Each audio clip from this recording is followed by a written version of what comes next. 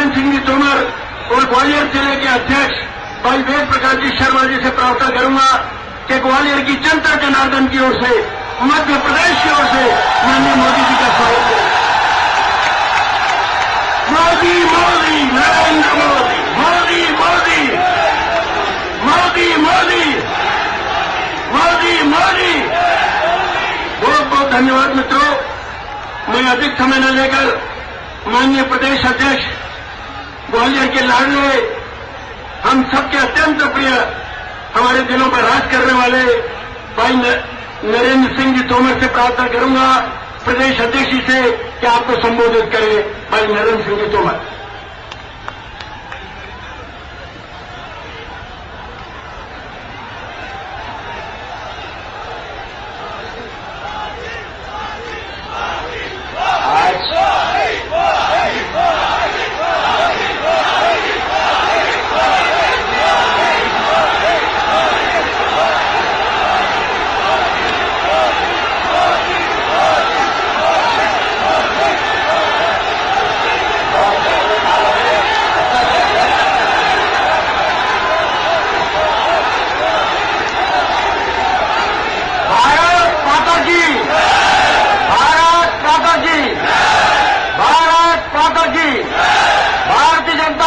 जिंदाबाद, नरेंद्र मोदी जिंदाबाद, नरेंद्र मोदी जिंदाबाद, शिवराज सिंह चौहान जिंदाबाद, भारत माता की।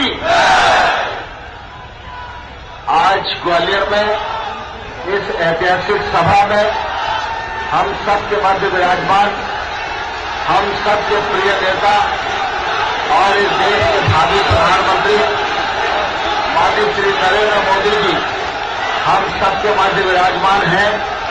मैं आप सबकी ओर से, भारतीय जनता पार्टी की ओर से माननीय नरेंद्र मोदी जी का इस गाला ऋषि की सभ्य भूमि पर हृदय से स्वागत करता हूं, अभिनंदन करता हूं।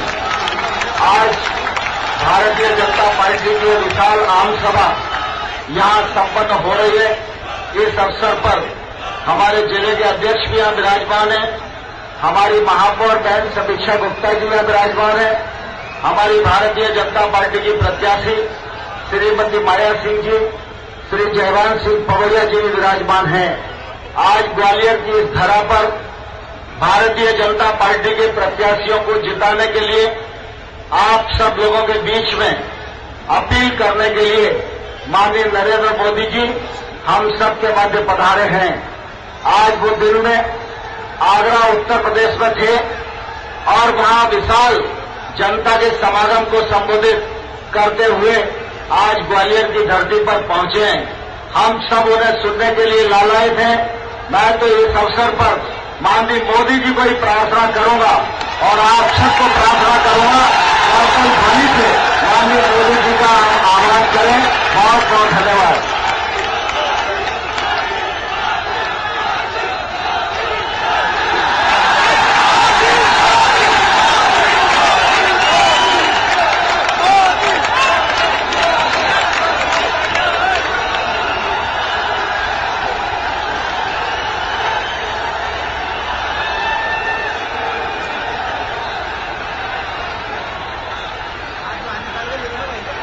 भारत माता की। मंच पर विराजमान प्रदेश भाजपा के अध्यक्ष मेरे मित्र श्रीमान नरेंद्र सिंह जी, श्रीमान वेद प्रकाश शर्मा जी, भारतीय जनता पार्टी की हमारी लोकप्रिय प्रत्याशी आदरणीय बहन माया सिंह, बहन समीक्षा गुप्ता जी, श्रीमान जयवान सिंह, श्रीमान नारायण सिंह जी, मंच पर विराजमान सभी वरिष्ठ महानुभाव और जोश और हिम्मत के साथ भाजपा को जिताने के लिए कृतनिश्चयी ग्वालियर के प्यारे भाई और बहनों,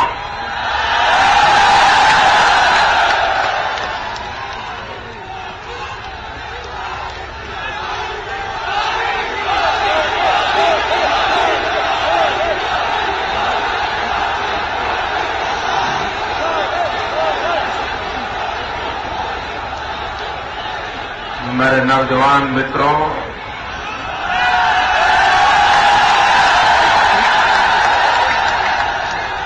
आपका प्यार मेरी सर आंखों पर।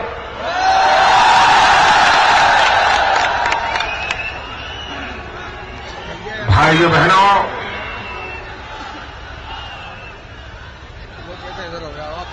आपने मुझे इतना प्यार दिया है, मैं आपका बहुत ऋणी हूं, मैं आपका बहुत आभारी हूं।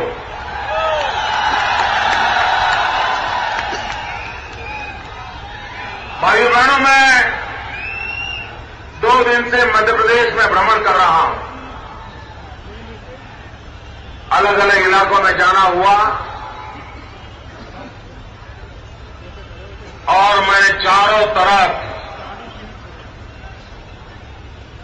जो माहौल देखा है, जो वातावरण देखा है, मैंने पिछले चुनाव में भी ऐसा नहीं देखा था जो इस चुनाव में दिखाई दे रहा।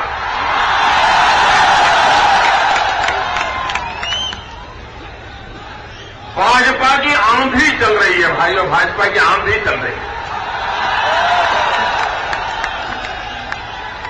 कांग्रेस पार्टी का बचना मुश्किल है और मध्य प्रदेश ही नहीं, पूरे हिंदुस्तान में बचना मुश्किल है।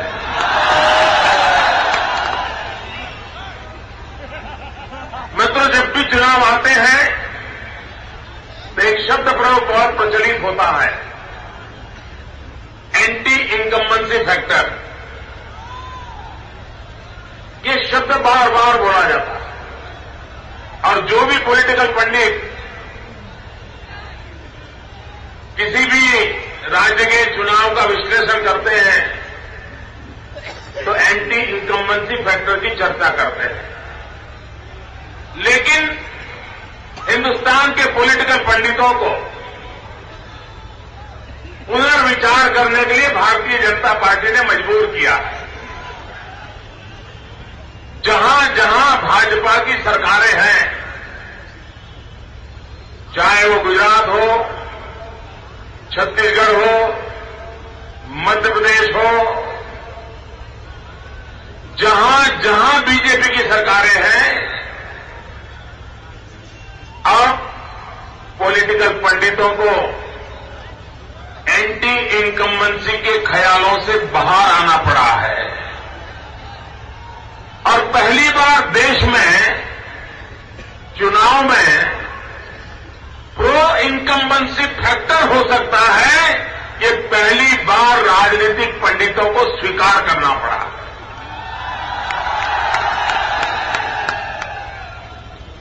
अब तक देश में भाइयों बहनों सरकारें चलती ही नहीं थी और कुछ सरकारें तो रिवर्स गियर में चलती थी।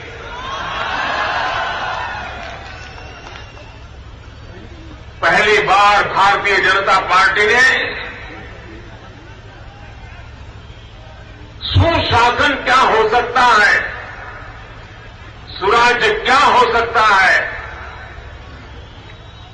सरकार किसके लिए होनी चाहिए, क्या सरकार अमीरों के लिए होनी चाहिए, सरकार उद्योगकारों के लिए होनी चाहिए, सरकार मान्यताजारों के लिए होनी चाहिए? भाइयों बहनों, सरकार गरीब के लिए होती है और गरीब को सरकार की जरूरत होती है। कोई अमीर बीमार हो जाएगा तो अमेरिका से डॉक्टर बुलाने की उसकी ताकत होती है, गरीब बीमार होगा तो कहां जाएगा? उसको तो सरकारी अस्पताल के सिवाय कोई रास्ता नहीं होता। किसी अमीर को ग्वालियर से दिल्ली जाना है, वो तो अपना जहाज लेकर के, अपनी कार लेकर के चल पड़ेगा। गरीब को यहां से मुरैना जाना होगा तो भी बेचारे को बस का इंतजार करना पड़ेगा।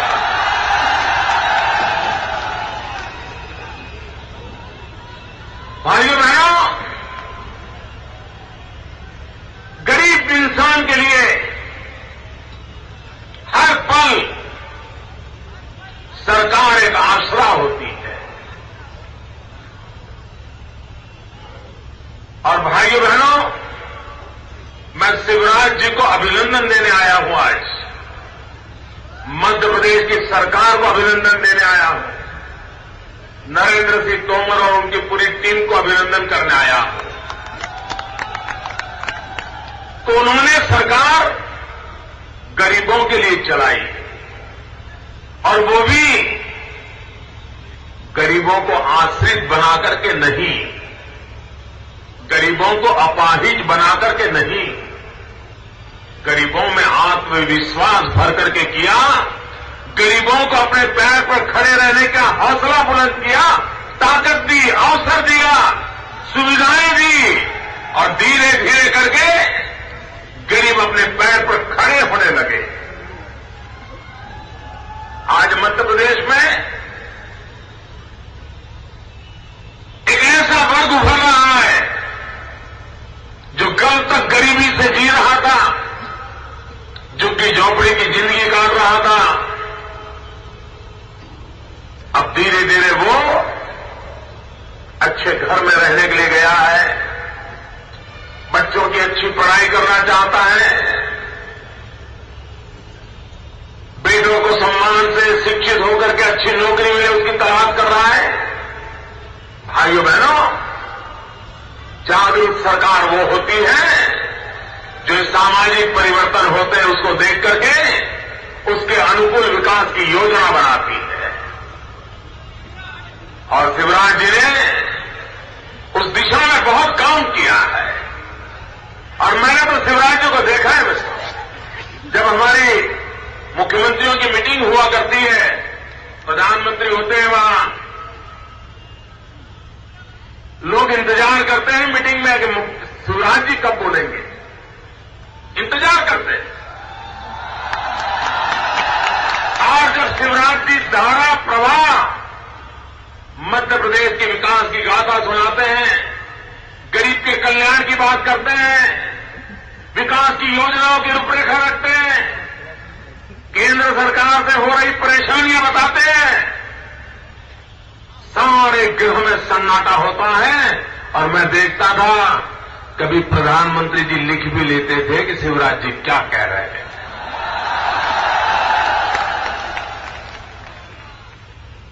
जब वो बोलते थे लगता है पूरा मध्य प्रदेश बोल रहा है, मध्य प्रदेश की आवाज सुनाई दे रही है। यहां के हर नागरिक के दिल की इच्छा को वो वाचा देते थे। भाइयों बहनों, मध्य प्रदेश, मैं जनता को बधाई देता हूं जिन्होंने ऐसे हीरे को चुन करके अपना नेता बनाया है। बधाई के पात्र हैं आप लोग कि आपने भारतीय जनता पार्टी पर भरोसा किया, शिवराज जी जैसा नेता चुना, और शिवराज जी ने भी अपने आप को आपके लिए लगा दिया। ये बहुत बड़ा काम किया है। भाइयों बहनों, चुनाव किसके लिए? विधायक चुनने के लिए? चुनाव किसके लिए? ग्वालियर का भविष्य तय करने के लिए? भाइयों बहनों, आप जब 25 तारीख को वोट डालेंगे, वो 25 तारीख का वोट आपका विधायक कौन हो इसके लिए नहीं है। 25 तारीख का आपका वोट आपकी सरकार कौन से बने इसके लिए नहीं है। 25 तारीख का वोट मध्य प्रदेश के भाग्य की रेखा अंकित करने वाले हो, 25 तारीख के वोट की कीमत मध्य प्रदेश का भाग्य है। आपको निर्धारित करना है मध्य प्रदेश को किस दिशा में ले जाना है। क्या मध्य प्रदेश को फिर से बंटाधार स्थिति में लाना है? वो दिन याद है 10 साल पहले मध्य प्रदेश का क्या हाल था? भाइयों बहनों, 50 साल के कांग्रेस के पापों का पराक्रम देखिए। इतना सुंदर राज्य, इतनी मेहनती प्रजा, इतने सुशील लोग, उसके बावजूद भी मध्य प्रदेश की गिनती बीमारू राज्य में हुआ करती थी। बिहार, उत्तर प्रदेश, मध्य प्रदेश, राजस्थान, ये सारे राज्यों को बीमारू राज्य माना जाता था। भाइयों बहनों, मैं कल राजस्थान में भी था, परसों मैंने देखा राजस्थान बद से बदतर हो गया। राजस्थान बीमारू से बाहर नहीं निकल पाया, लेकिन भाजपा को आपने 10 साल मौका दिया। 10 साल के भीतर भीतर भाजपा ने मध्य प्रदेश को बीमारू के कलंक से मुक्त करा दिया।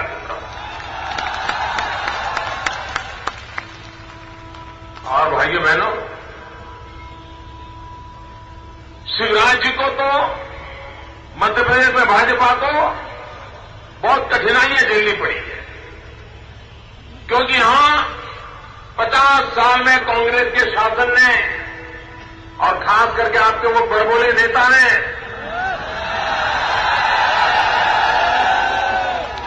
मध्य प्रदेश को ऐसे गड्ढे में उतार दिया था, हर प्रकार से तबाही कर दी थी मित्रों, हर प्रकार से।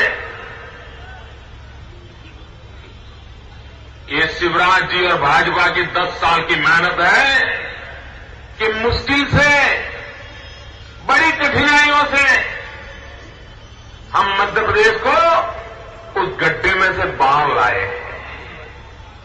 10 साल में अभी तो गड्ढे में से बाहर आया है और आपको इतना अच्छा लगता है। जिस दिन हम भव्य इमारत मध्य प्रदेश के बनाएंगे, तब आपकी खुशी का कितना अंदाज मैं कर सकता हूं।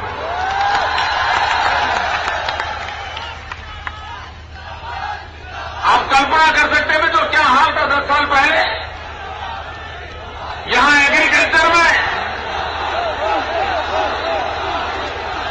एग्रीकल्चर में -4 था, -4 ग्रोथ। आज शिवराज जी ने 11, 12, 13% तक कृषि विकास के दर को पहुंचा दिया। गांव, गरीब, किसान सुखी हुआ। टूरिज्म, आप देखिए मध्य प्रदेश में टूरिज्म की इतनी संभावनाएं हैं मित्रों। अगर मध्य प्रदेश को आज से 25 साल पहले सही नेतृत्व मिला होता,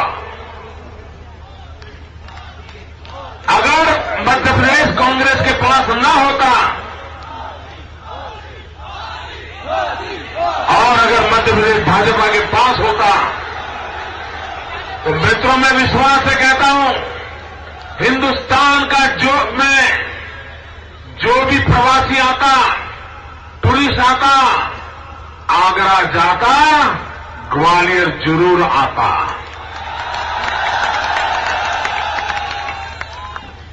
मध्य प्रदेश के हर इलाके में टूरिज्म के लिए इतनी संभावनाएं पड़ी है,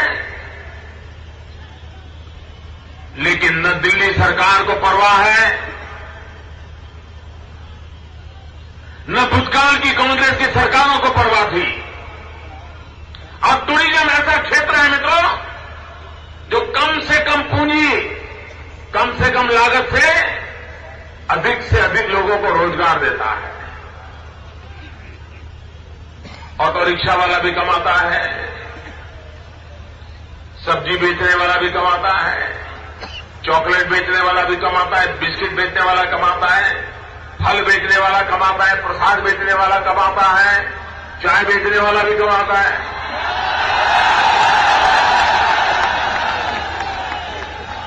और जब चाय बेचने वाला कमाता है तो मुझे खुशी ज्यादा होती है।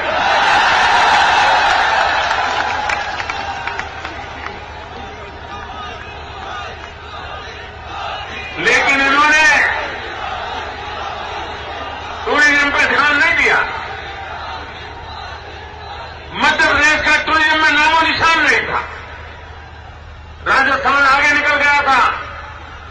ये शिवराज जी की 5-7 साल की मेहनत देखिए। ये बंटाधार नेताओं के राज में मुश्किल से 50 लाख लोग मध्य प्रदेश आते थे। शिवराज जी के राज में 5 करोड़ लोग आए, 5 करोड़ लोग आए। एक जमाना था राजस्थान टूरिज्म के क्षेत्र में, हिंदुस्तान में जो कुछ भी टूरिज्म का काम होता था उसमें 5% अकेले राजस्थान में होता था। और वहां फिर ऐसे बंटाधार लोग आ गए कि राजस्थान का टूरिज्म 5% से 2% पे लाके खड़ा कर दिया।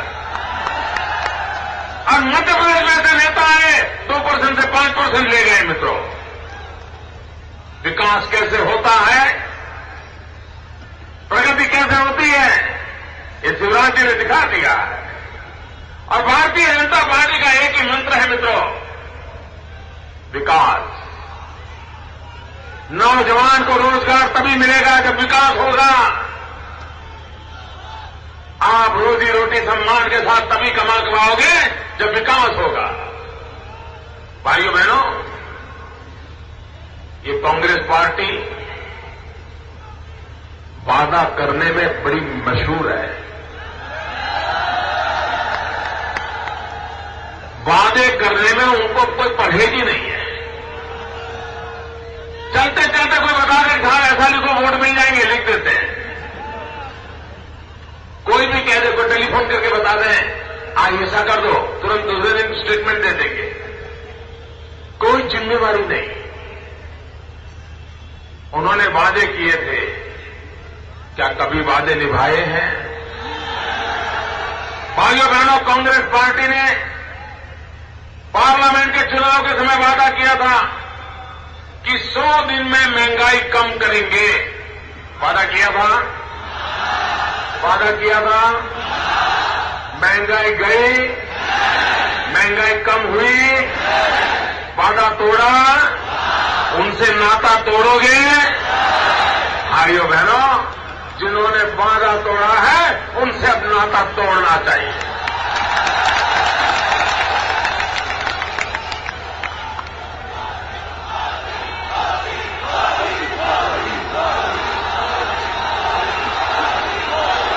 ये गरीबों की मजाक उड़ाते हैं।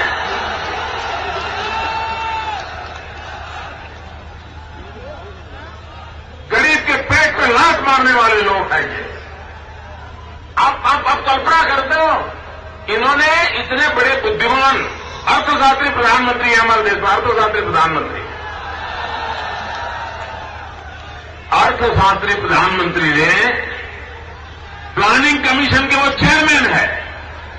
और प्लानिंग कमीशन क्या कहता है कि 5 लोगों का परिवार हो और अगर पूरे दिवस की उनकी इनकम 26 रुपया है तो वो अमीर है, वो गरीब नहीं है। आपको इस बात पे भरोसा है? क्या 26 रुपये कमाने वाला परिवार अमीर हो सकता है? क्या 26 रुपये में घर चल सकता है एक दिन में? 26 रुपये में 5 लोगों का पेट भर सकता है? ये कहां रहते हैं? ये महलों में रहने वाले लोग, इन्हें पता नहीं है हिंदुस्तान का गरीब कैसे जीता है। मित्रों, इन्हें पता नहीं है। भाइयों बहनों, 26 रुपये में 300 ग्राम प्याज नहीं आती है। प्याज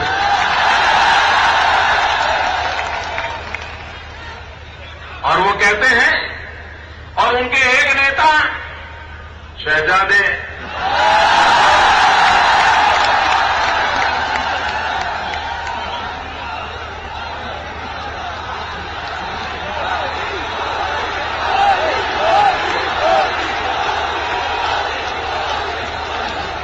वे कहते हैं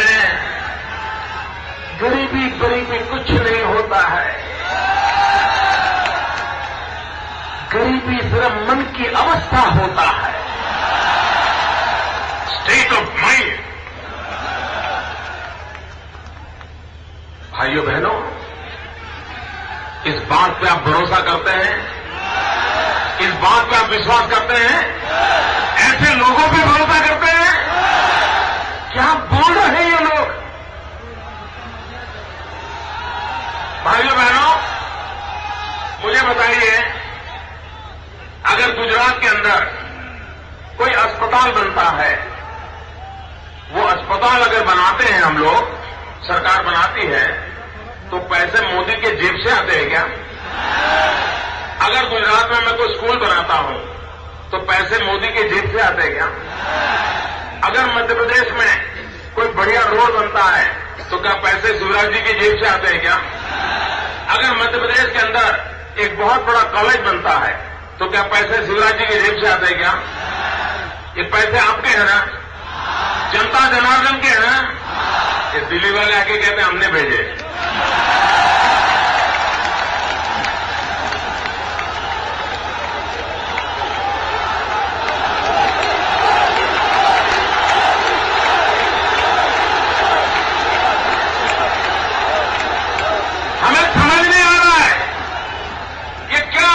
मानते क्या है? लोकतंत्र है ये तिजोरी, इसमें आने वाला पाई पाई का रुपया पैसा ये देश की गरीब जनता का है, उस पर गरीब जनता का अधिकार है। और आप ये कहते हैं हमने भेजा, हमने भेजा, हमने भेजा। भाइयों बहनों, ये पैसों पर न नरेंद्र मोदी का अधिकार है, न शिवराज सिंह का अधिकार है, और न ही दिल्ली के शहंशाहों का अधिकार है। ये पैसे जनता जनार्दन के हैं, और ये पैसे जनता की भलाई के लिए काम में आना चाहिए। भाइयों बहनों, मैं पहले यहां मध्य प्रदेश में काम करता था, संगठन का कार्य देखता था, और यहां मैं इन सब लोगों से सीखता था पार्टी कैसे चलानी। कुछ हवाओं की उंगली पकड़ के चलता था, तो बहुत बार यहां आता था, दौरा करता था। हर बार मुसीबत होती थी, बिजली गई, हर बार। दिन में मीटिंग करो, पंखा नहीं चल रहा, रात में मीटिंग करो, बिजली नहीं है, मां बीमार है, पंखा बंद है, बेटों का एग्जाम है, बिजली नहीं है, बेटे की नई नई शादी हुई है, घर में बहू आई है, टीवी सेट लगा है, सास भी कभी बहू है, सीरियल देख रही है, टीवी नहीं चल रहा, बिजली नहीं थी। इस शिवराज जी ने आज पूरे मध्य प्रदेश में अटल ज्योति योजना बना करके घर घर 24 घंटे बिजली पहुंचाने का अभियान उड़ाया है। बहुत बड़ा काम किया है। लेकिन दिल्ली ने क्या किया?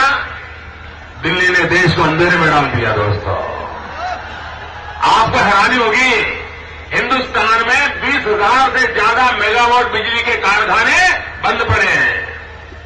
नौजवान बेरोजगार है, कारखाने लगे हुए हैं, पहले बिजली पैदा करते थे, आज बंद हो गए। ऐसा कोई देश सुना है आपने जहां एक तरफ अंधेरा हो, दूसरी तरफ कोई बिजली के कारखाने बंद हो, तीसरी तरफ कोयले की खदानें भरपूर हो, लेकिन फिर भी अंधेरा हो? कारण दिल्ली की सरकार को लकवा मार गया, लकवा।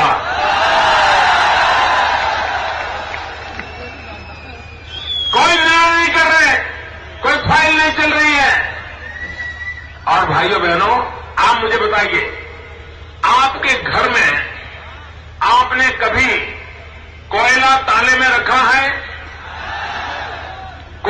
ताला लगाया है। ज्यादातर कोयला तो घर के बाहर ही पड़ा रहता है ना। कभी कोई कोयले की चोरी करता है? कभी किसी का कोयला चोरी हुआ ऐसी शिकायत हुई है? भाइयों बहनों, इस देश में दिल्ली में ऐसी सरकार है, कोयला खा गई। और जब सुप्रीम कोर्ट ने डंडा मारा तो कह रहे फाइल खो गई है। बताइए, अरे फाइल नहीं, ये तो देश कह रहा है पूरी सरकार खो गई है। भाइयों बहनों, ऐसी सरकार ये भाषा बोलती है। अभी प्रधानमंत्री जी इन दिनों एक भाषण करते हैं, हर जगह पे बोलते हैं। वो कहते हैं कि भाजपा के नेता, उनकी भाषा ठीक नहीं है, शालीनता नहीं है। प्रधानमंत्री जी, आप ये किसके लिए कह रहे हैं, ये तो पहला पक्का करो। क्या अपने घर में नहीं बोल पा रहे हो, उसे बाहर बोल रहे हो क्या? आपकी पार्टी में आप बोल नहीं पा रहे हो। प्रधानमंत्री जी, आप हमें बताइए, प्रधानमंत्री पद की गरिमा का अपमान किसने किया? प्रधानमंत्री जी, आप जब अमेरिका में थे तब आप ही पार्टी के युवा नेता टीवी के सामने आए, देश के करोड़ों लोगों ने देखा और उन्होंने कहा नॉनसेंस। उन्होंने कहा कैबिनेट के कागज फाड़ दो। प्रधानमंत्री जी, आपकी गरिमा का अपमान किसने किया है? हमने नहीं किया है, न हमारी पार्टी ने कभी किया है। हम लोकतंत्र में प्रधानमंत्री पद की गरिमा का सम्मान करने वाले लोग हैं, हम आदर करते हैं। आज प्रधानमंत्री जी ने जयपुर में कहा, मैं भी चल रहा था तो मुझे जानकारी मिली, मुझे पूरी जानकारी तो नहीं है, लेकिन उन्होंने कहा एक मुख्यमंत्री को अटल जी ने कहा था राजधर्म के लिए। प्रधानमंत्री जी, यूट्यूब पर अटल बिहारी वाजपेयी की वीडियो अवेलेबल है और उसमें अटल बिहारी वाजपेयी जी ने नरेंद्र मोदी को कहा था कि राजधर्म निभाना चाहिए और तुरंत बोले थे कि हां, मोदी जी राजधर्म निभा रहे हैं। प्रधानमंत्री जी, आप भी हकीकतों को जरा अपडेट करते रहिए, आप भी आधी अधूरी बातें मत बताइए। और प्रधानमंत्री जी, मैं आपको कहना चाहता हूं, वाजपेयी जी ने हमें राजधर्म सिखाया है और उसी तो कारण है कि आज हिंदुस्तान में भाजपा की सरकारों की वाहवाही हो रही है। गुजरात की चारों तरफ वाहवाही हो रही है, मध्य प्रदेश की वाहवाही हो रही है, छत्तीसगढ़ की वाहवाही हो रही है, गोवा की वाहवाही हो रही है। ये राजधर्म पर हम चले इसलिए हुआ है। प्रधानमंत्री जी, आप हमें कहते हैं अटल जी ने मोदी को क्या कहा, मैं कहता हूं आपकी पार्टी के उपाध्यक्ष ने आपको क्या कहा था? अरे दुनिया के सामने हम सर नहीं दिखा सकते हैं।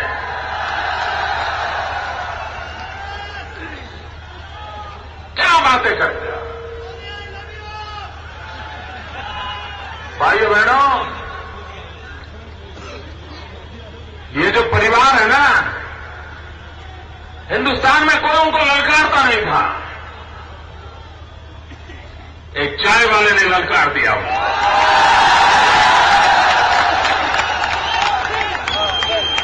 और ये कहते हैं चाय वाला प्रधानमंत्री नहीं बन सकता, तो क्या देश में देने वाला बनेंगे क्या?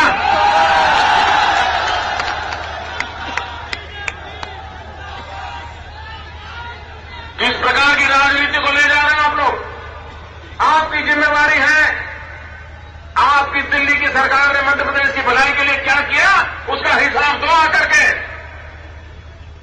हिसाब देने को तैयार नहीं है।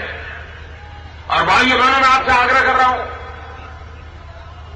अगर गलती से भी मध्य प्रदेश कांग्रेस के हाथ में गया तो पिछले 50 साल में जितना उन्होंने नहीं लूटा उससे ज्यादा लूटेंगे। और ये कांग्रेस को पहचानो, उनकी विशेषताएं। वो पहले आते हैं ना तो हाथ जोड़ते हैं, फिर हाथ मिलाते हैं,